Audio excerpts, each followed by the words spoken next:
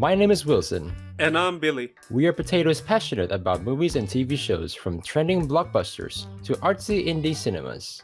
And this is Potato Talking.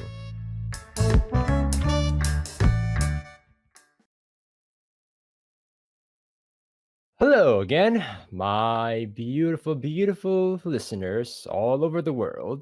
My name is Wilson, and I'm also joined by my friend Billy here again. Say hello. Hello. Again, welcome back to the Potato Couching. Today we're going to be talking about Is Birds of Prey and the Fantabulous Emancipation of One Harley Quinn. That's a long title. That's the real title. And you know what? What happens is they actually try to rename the movie as Harley Quinn Birds of Prey, but I don't think they actually ended up with that title. So it's still like the same long title that we get now. So yeah, this movie was directed by an American Asian actually, Kate Yan. Her track record is kind of similar with our previous movie that we reviewed on the last episode on Black Widow. Yep. So these people have been working on a bunch of short films and indie projects, and then I think they pretty much get lucky that they know somebody on the inside of Hollywood, and then that's how they got into the game. Good for them. It's also written by shocking, a woman, Christina Hudson, and starring, well, obviously everybody knows, Margot Robbie, plays as Harley Quinn, since Suicide Squad, not the Suicide Squad, the one that came out in 2016. Yeah, that one. Also starring Mary Elizabeth Winstead. She's in a pretty good film actually. I kind of want to recommend people. It's called 10 Cloverfield Lane. It's a really, really great film. 𝓟𝓸𝓽𝓪𝓽𝓪 Smollett. I hope I don't butcher your name, but yeah, she's a Black Canary in this film. Ewan McGregor, he played as Black Mass. Everybody knows his famous line, "Hello there." Yeah, there you go. Ella J. Basco, she's playing one of the main leads. So yeah. All right. The background of this film, right? So this came out in February of 2020, and because of that, it underperformed. So one is because of obviously the global pandemic and the lockdown. Then the movie pretty much cannot make money, right? And then it's also at the same time impacted with a bunch of mixed reviews from critics and also audiences alike. Some like it, some don't. So that kind of gives the movie's reputation to be not great in general. And I think also another aspect is because that this film, at least in this trailer, it kind of markets itself as this really hip female empowerment film that's kind of catering towards those female. Can I say the word feminist? Movie is feminist. Yeah. I mean, like the good kind of feminist. Definitely better than how Black Widow handles it. Oh man, no, I actually have a lot of good things to say about this film. Surprisingly, I'll start with you first, Billy. So, what do you think about Birds of Prey and the Fantabulous Emancipation of One Harley Quinn? Actually, I don't know what Just Bird will sound like.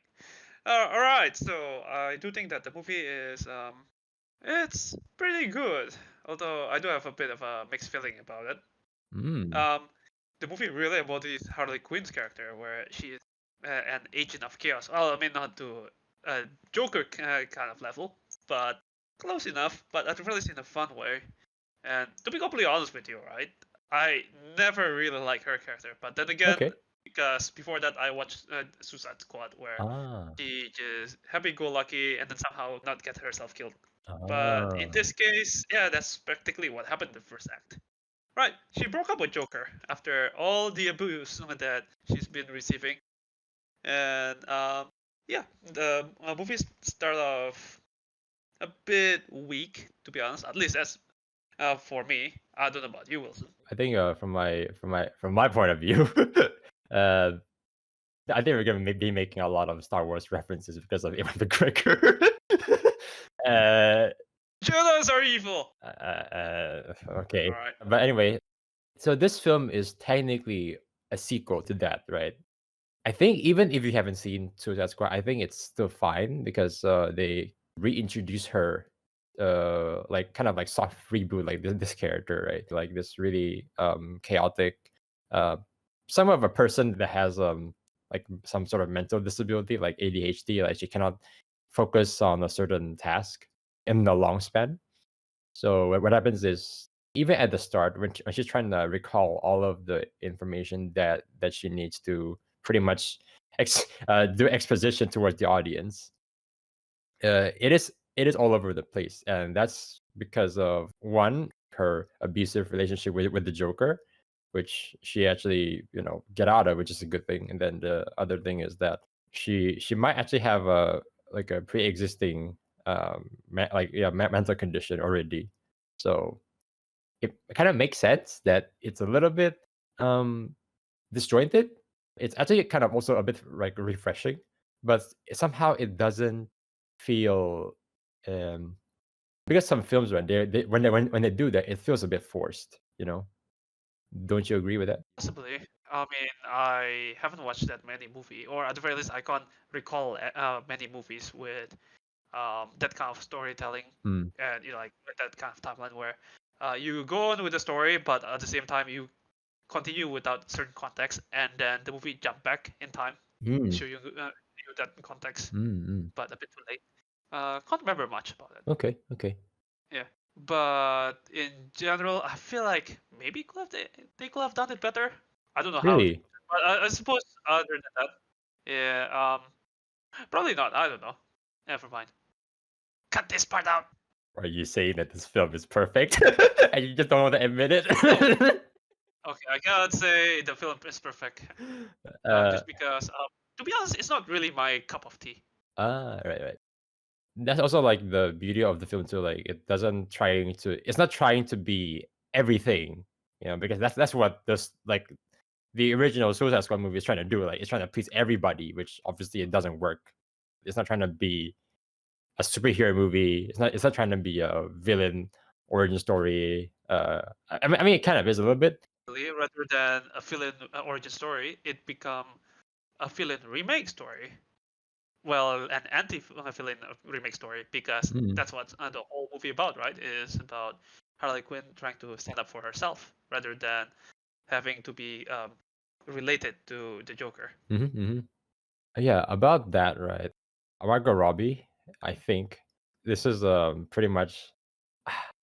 Um, I hope she can kind of top this role as Harley Quinn, but the Suicide Squad, like the new one, because she's playing the same character, but somehow her character there it's a little bit downplayed for some reason.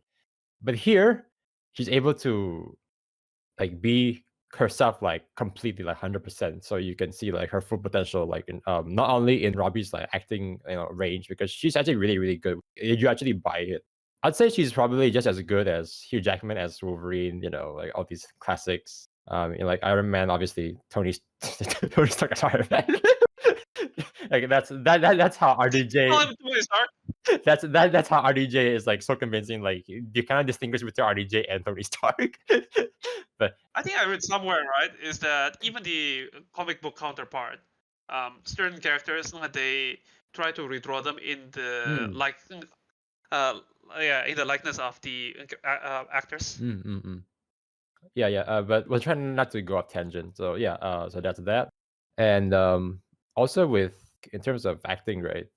Not only her, even I know that this version of Black Canary or this version of like the Huntress, which is not comic accurate.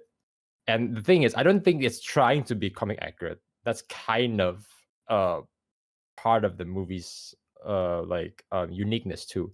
It's not trying to be comic book accurate, which I don't think it should. So what I end up doing is just making its own thing because it works in this universe. I like Black Canary.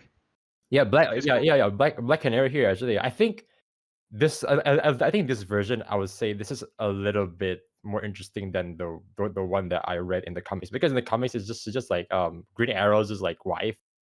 Her personality is kind of like black cat, like very, like this really sexy femme fatale who likes to seduce like men. But when things are going down, she has to protect the ones that she loves. It's kind of it gets kind of old after a while.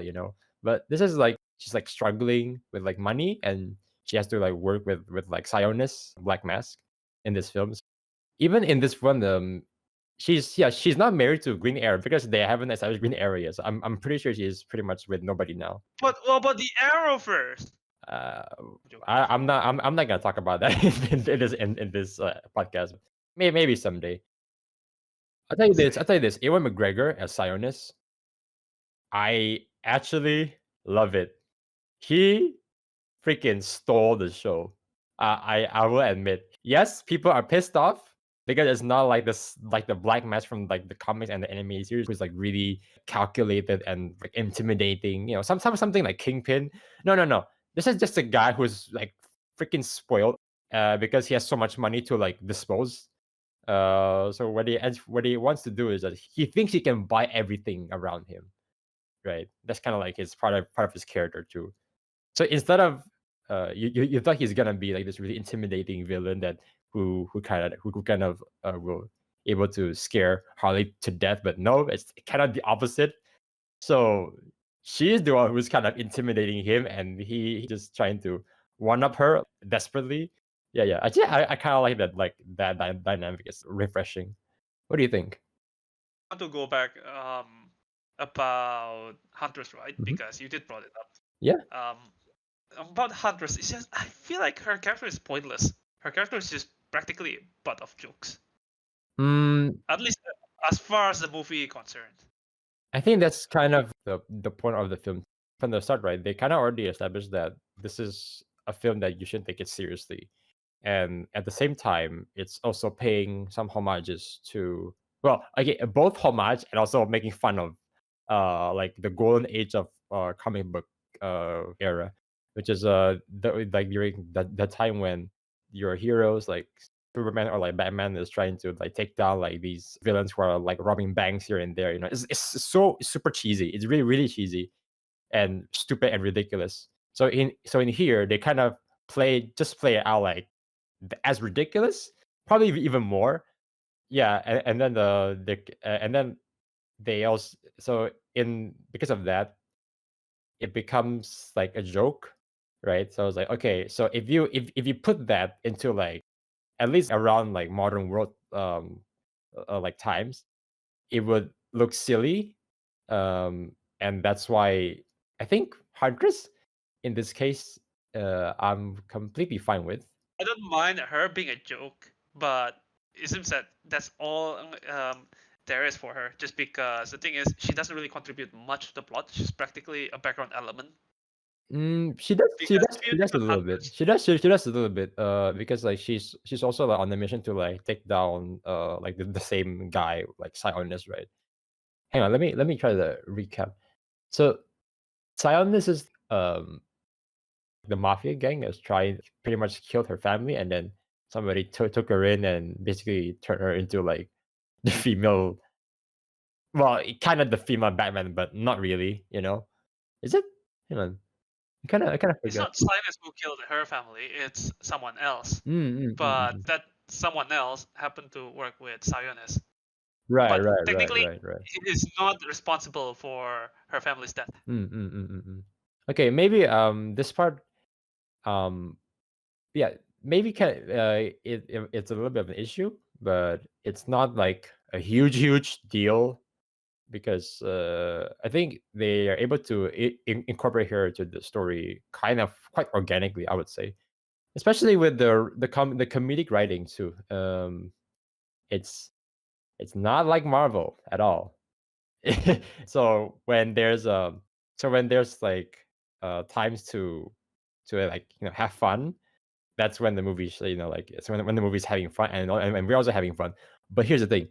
Remember there's like the scene where where Sionis is like asking like this girl, like this woman on the stage, like to strip naked. Remember that one? Remember? Yep. Yeah, Remember. it's pretty disturbing, I would say. I wonder how would a actual woman would actually react to that kind of scene. Because even as a guy, right, when I'm seeing that, I was really kind of on the edge of my seat already. So yeah, but yeah, like it was executed really, really well. Yeah, everyone's weird the guy, and that's the thing though, right?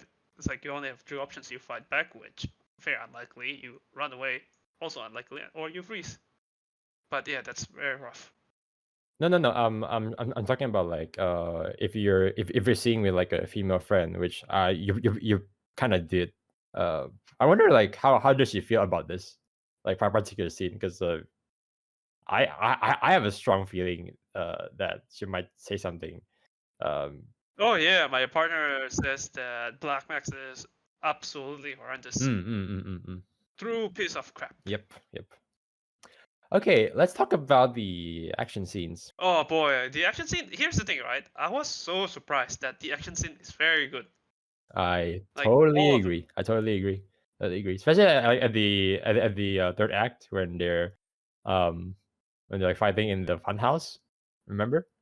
That one's a bit chaotic, Mm. but still kudos for them. Mm-mm-mm. And you can really tell that all the actresses really give them all. They're like using So yeah, they're basically like complementing each other's like abilities to like Huntress is like trying to shoot like her crossbow towards like the guy behind Black Canary, and then like she asks her to like duck. It's so fluid. And then I checked who did the choreography. It's the same second unit director who did John Wick. It's the same guy. really, Yeah, yeah. no wonder. It totally makes sense. Yeah, because also not only that, right? I mean, of course, choreography is important, but Mm. so does camera work during those action scenes. Mm. Because come to think about it, right? This is something that MCU movie has been starting to do, is that they kind of rely on jump cuts in their fight scenes. But in this movie, on the other hand, it's still that slow and winding shot, and like you get to see all the action unfold. I mean, obviously there are still some things there they have to like cut and then like okay next scene, okay cut and then next scene, but Yeah, but it's still done very well. you can still see what's going on. That's the beauty of it too. Because usually when I saw like an MCU film, especially like when we were doing Black Widow, I was just sitting there. What is like why everything is so up close, right? And kind of horribly framed, so you're not actually sure what's really happening. It's like I'm watching a Jason Bourne film again, but probably less obnoxious. But here, it's similar to John Wick, like the editing, the cameras, like the way they pan the shots to for like the choreography. It's really really beautiful, I would say. I suppose another problem with Black Widow, right, is that we have seen her so many times throughout MCU. She appeared like what, at least like 5 or 6 movies, and here's the thing, right? I suppose it's so unmemorable that I don't remember much of her fights in her actual movie, Mm. but she probably pretty much like do the exact same move over and over and over. Oh, you mean the Like the scissor like legs thing? yeah, the scissor leg thing. Ah, okay, okay. Yeah. That's pretty much like her staple I suppose. I like move, suppose. but um Harley Quinn, on the other hand, right? mhm. Like her name implies, she is quite chaotic. So her movements are very fluid, and you get to see her acrobatic skill. Oh, and Mm. I really love how creative they are for the final fight, right? That she actually chased the car using a pair of rollerblades. That's very cool. Yeah. So she asked well, no, like Huntress was pretty much already on the way to go after Sionis, so she's like, "Hey, I'm riding a motorbike. You just like tag along." I'm like, okay, just pulls her on rollerblades. What's even funnier for me, It's right? so stupid, man. But it's not how freaking work. It sounds dumb. What's even more stupid Yeah. is what happened afterward. Like Harley said to Huntress, "Whip me!" What? Whip me! All right. And then like Huntress speed up, and then skid her bike, so she fall down. Yeah. While Harley suddenly get an extra boost of speed. And I'm just wondering why would you risk falling down of your bike just to get an extra speed, huh? Can't you just speed up the bike next to the car? It's like, oh, I broke my knee trying to save a child because I whipped my friend from the back. Like, just speed up the bike. Hey. But either way, Hey. but I was like, She's it's called making friends, and then and then eventually they become your new family, you know, unlike that other film. I mean, Harley Quinn in the end ditched the group though. In the end, Birds of Prey doesn't actually include her. Remember? Actually, you're right. Actually, you're right. Wait, hang on. Is that why there's some the title is that long, Birds of Prey and the Emancipation of Harley Quinn? It's like it's a story that involves her, but she's not part of the group. She is technically kind of still part of the group because she can always You're like talking she can like always like call them up. Even Margot Robbie herself like said that like Harley Quinn as a character like in at least in this universe, she needs like this version, like she kind of wants friends. Well, at the end when she kind of ditched them, I'm pretty sure that's not gonna be permanent. I'm pretty sure it's not gonna be permanent. Just like her just being, you know, Harley Quinn, just being an ass. It's just like, okay, I'm just gonna take your car. I'm just gonna skid off. They bought the diamond for a cheap price, right? Remember? Oh yeah, actually, oh yeah, we need to talk about the kid. We need to talk about the kid and also the dumb plot. Really dumb plot, but you know what? I love it. I love the dumb plot. Both ironically and unironically. Oh yeah. The kid, she got spice. I don't know why, but I get the Ellie vibe from The Last of Us. Yes.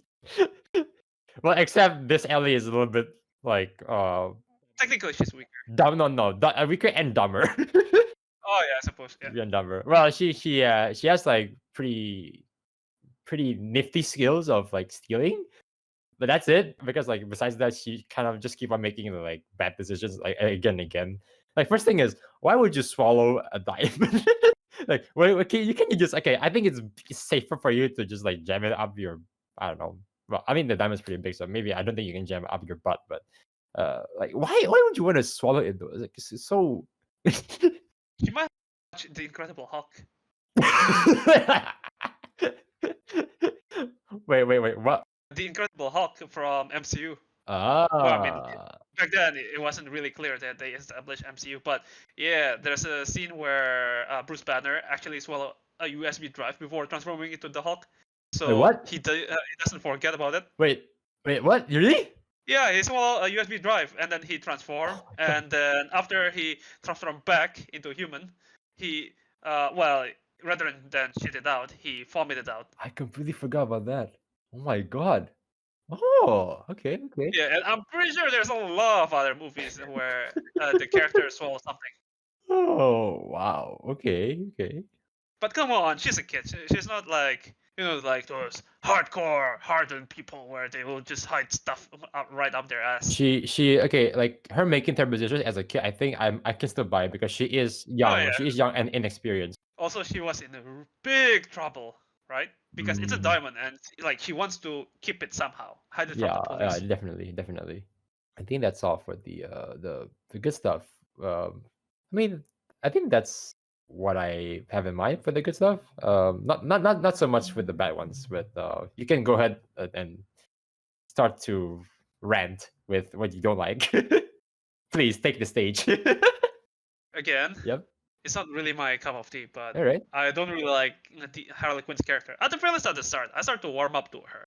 But then again, I suppose, you know, like her characterization is a bit messy, I should say, from Suicide Squad, and that's how she started off as, right? But I don't mind, and it's just that it was a bit weak at the start, and then and afterward, I know you like the cheesiness of it, but it's just like a string of coincidences and like I suppose it adds to the atmosphere of chaos and all, but yeah, it's just like there's so many unnecessary things. I mean, I suppose like her having the her hyena that she named Bruce. Yeah, well, actually, hang on. I just want to confirm something. Why did she name the hyena Bruce? Like, such a coincidence, huh? She named it after Batman's real I person. don't think she knows Batman is Bruce Wayne. I know, At least probably. in this universe, I think she knows about that. The Joker might. I'm not sure about her. I mean, even if the Joker knew, he wouldn't care. True. Yeah, but then again, it's DCU, and then like again, dumb plot. But why the hell Zionist? Yeah, like why the hell did he let Harley Quinn go and like to find the diamond? Which in the end he's gonna hire a lot of crooks anyway to find the diamond. And to be honest, like I know this is a movie, right? But why would you put the bounty at 500,000? Like that's such a small amount, right? Like that's not enough stake. Why not make it Mm, million, 10 million even, just to show how powerful he is? mm, Well, then again, that's just me nitpicking. he was like I said before, like he's technically like kind of intimidated already by Harley Quinn, even though it's not too obvious, but you can tell that he's trying to portray himself as like this really intimidating big baddie, but even though he's just really pathetic, Harley Quinn just basically like tell him like straight to his face, like, okay, yeah, you know what, you suck. All right.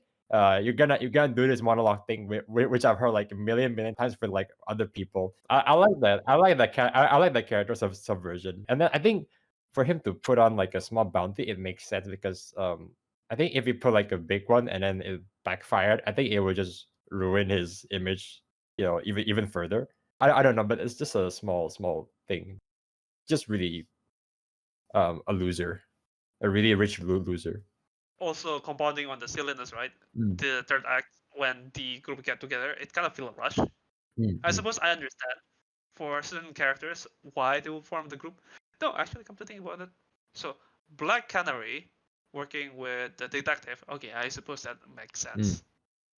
But then they believe Harley Quinn, and somehow she became the de facto leader. Mm. I think it's because it's her environment, and it's all her weapons anyway that she's landing, Mm. and somehow they just threw in the Huntress there, just for shits and giggles, or should I say the crossbow killer?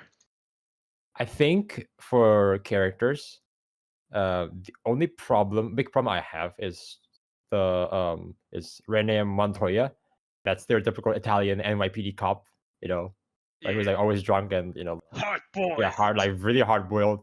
Um, I get it; it's a stereotype, but I think this version, I don't think they put enough effort or any kind of establishment to make her kind of more distinct compared to her comic book counterpart. Because the thing is, like, her comic book counterpart, she does share some stereotypical traits, but she's not a stereotype, if that makes sense. Like, okay, yeah, she drinks alcohol when she's like, having a bad day or like whatever. Okay, yeah, she treats her male coworkers like crap sometimes because she's like a tough woman like herself, right? Especially like in like Injustice, she's actually kind of quite caring, I'd say. But for some reason, like in this movie, it's not really like very well executed. Yeah, I think that's like the only issue with like character changes from the source material. She's not as likable as the other three characters, even including the crossbow killer, because at the very least she has charm, at least in competency in introducing herself. Mm.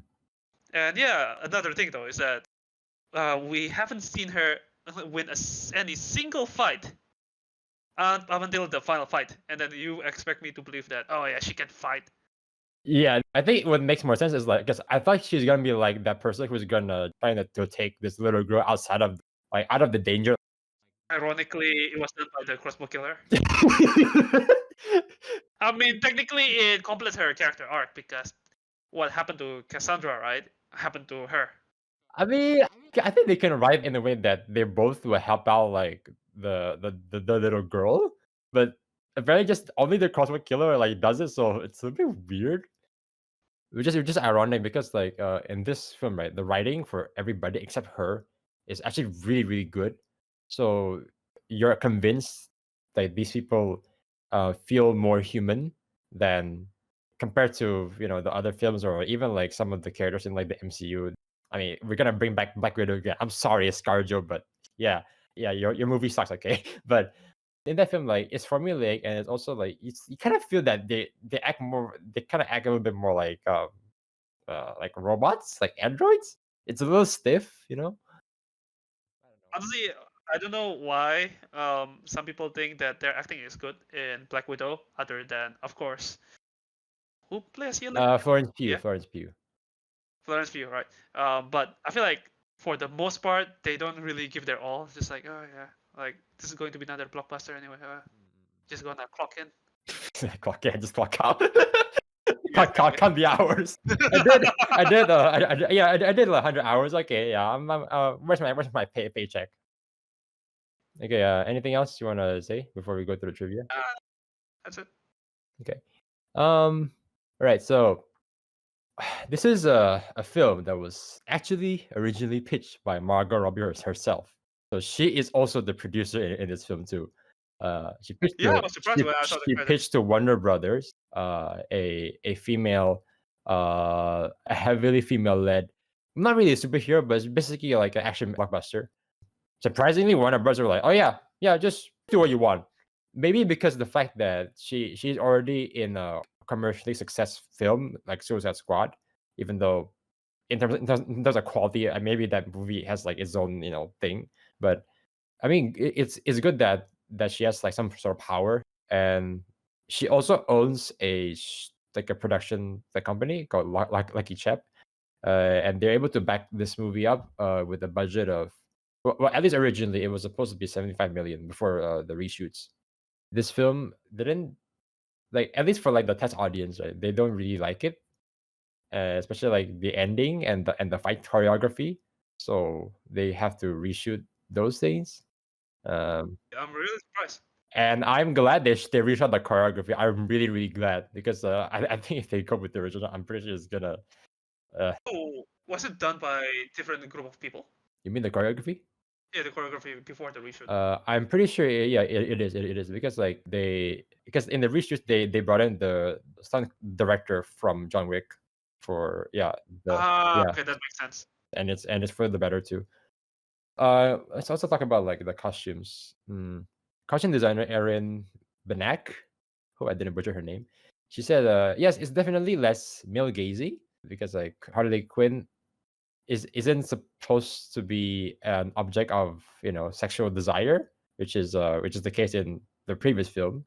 So what happens is like, so in this film, because it's mostly done by women in like on screen and also off screen, so that's why like she's able to make costumes for Harley Quinn that Harley Quinn herself would actually wear. Maybe it might not look appealing, but I completely agree with what she said, and I'm actually all on board with their decision of making it. Okay, let Harley Quinn just dress up whatever she wants because now she's no longer attached to like somebody, and she's just pretty much finding like her true self. So it makes sense. Like her fashion taste, like maybe it's a little bit questionable. But it does fit with her character, though. It does because like I think before we started like with the podcast, you did mention that you don't like the costume that she wear, like especially at the beginning. It's silly. Yeah. Yeah. But like I said, though, I do warm up to her towards the end, just because otherwise it become either I get used to it or somehow it becomes subtly more unbearable. You know it's funny. So apparently, back in the original Suicide Squad, I don't know how many times I've bring this movie up, but here we go again. Mary. Okay, so the actress who plays Huntress, right, Mary Elizabeth Winstead, she's actually once considered to play Harley. I'm so glad she did. So glad that didn't happen. So what are we? Some kind of Suicide Squad? And then like I cannot picture like her playing as like, oh, Mr. J, how are you doing, Mr. J? It's like, I don't know. We don't know. We will know. Maybe, but I mean for like the roles that she usually pick, this is a bit like off her caliber, I would say. But yeah, and also another thing is Blake Lively, right, was also once rumored to play as a Black Canary in this film. She's Ryan Reynolds's wife currently. Deadpool. So it'll be funny, right, in the future if BBC and Marvel were like, you know what, let's just combine our films together in some ways, like this crazy multiverse, and then just imagine like Big Lively as Black Canary and meeting Ryan Reynolds as like Deadpool, and I just imagine like how what like the kind of writing and the kind of stupid jokes that they came up with. A lot of actors and actresses that work in both DC movie and MCU. Oh yeah. Ryan Reynolds also plays like Green Lantern. Like a long time ago. Right. Yeah. Green Lantern merchandises in his movie. In Deadpool. Yeah. He is even crazier. Lady Gaga is also once considered to have a leading role here. I don't know. I'm pretty sure it's not Harley Quinn because. But the thing is that I don't know what it's probably a new character. It's probably a completely like new character that they have to just scrap off from the script. I think that one would probably work because Lady Gaga actually is a pretty good actress herself, surprisingly. Have you seen what's that movie called? A Star Is Born, the latest one. Yeah, it's she's really good in that. I haven't seen House of Gucci yet, which is now in theaters. People say it's at least Lady Gaga's performance there is really good. Nicolas Cage, Sam Rockwell, Sharlto Copley. I don't know. Yeah, they were also once considered to play as Black Mask. Oh boy! Oh boy! Oh. Okay, here's the thing, right? Ewan McGregor killed the performance, right? He's doing a very good job. But I would like to see Nicolas Cage as Black Mask, just for the meme. Imagine new meme material. I can just imagine like Nick Cage version probably would somehow make it look ridiculous. Because remember like that stupid scene from like Ghost Rider, like the original one where he's like laughing off, like when he's transforming. He's like, remember that one? Oh, yeah. Oh, that's just gold. Have you watched his second movie? Huh? What? The second Ghost Rider movie, where he was pissing fire. yeah. Oh man, the second movie is even more ridiculous. But yeah, even like the first one, right? Like that particular scene, I'm pretty sure you're supposed to feel a little bit unease and uncomfortable, but it just becomes like the complete opposite because just the way he acts. It's like, imagine if the bees are on fire. Not the fiery bees! It burns! It stings and it burns! Oh man. Okay, I think we're running out of time now. So, any last thoughts with Birds of Prey? That's the thing, right? I feel like this is a good feminist movie. I totally agree. Done right. I totally agree. This definitely better than Black Widow. When I was watching Black Widow from the start, I didn't expect it as a feminist movie, and then like suddenly third act, and then you got Dreykov. Girls, it's just ham-fisted up to your face. I mean, even this guy, right? Even Simon, he's also a misogynist, but it's not a mustache twirling villain. It's like, you girls, you're so pathetic. I'm gonna show you my tricks up my sleeve, and I'm gonna explain you the whole my whole plan. Like, bruh, are we doing this again? The point is that they're being honest about it from the start. It's not that they just hide it all the way to the end. Oh man, I think for ratings, right, I would give this movie a 7.5 out of 10. That's a really good score for at least for my case. I don't know about you. Very good score from a cynic like you. For me, right, to rate like an 8, it would be to have like very little major flaws, because this one has like maybe like one major flaw, which is like Montoya's character. I don't think she has to be in the movie, but I think like besides that, it's just like a little minor nitpickies here and there. It's not like a big deal, but still. I mean, honestly, for me, like an 8 is already considered like a really great movie. It's close to a masterpiece, but not yet. this movie is not a masterpiece, no, but it's really really good, and I would definitely recommend to a lot of people, even if you're not a feminist or if you're even if you're a male misogynist, I would still recommend you to see this film because you are a terrible person and you need to have a wake up call. What rating would you give? 7. Yeah, we 7. didn't give any rating for Black Widow, right? But just for context, Black Widow, I will give it like 4 or 5. I think I'll probably be around the same area. Yeah, 4 or 5. Probably closer to a 4 or 3.5 because yeah. That's what. Okay. Yeah. So thank you, all of you listeners who have been sticking around. That's all for today's podcast. I think our next episode will be about Hellbound. Is it?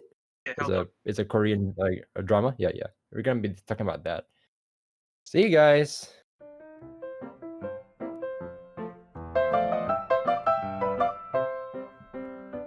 Thank you, dear listeners, for listening to us Potatoes Rambling. Make sure to follow us on social media. Have a great starty day!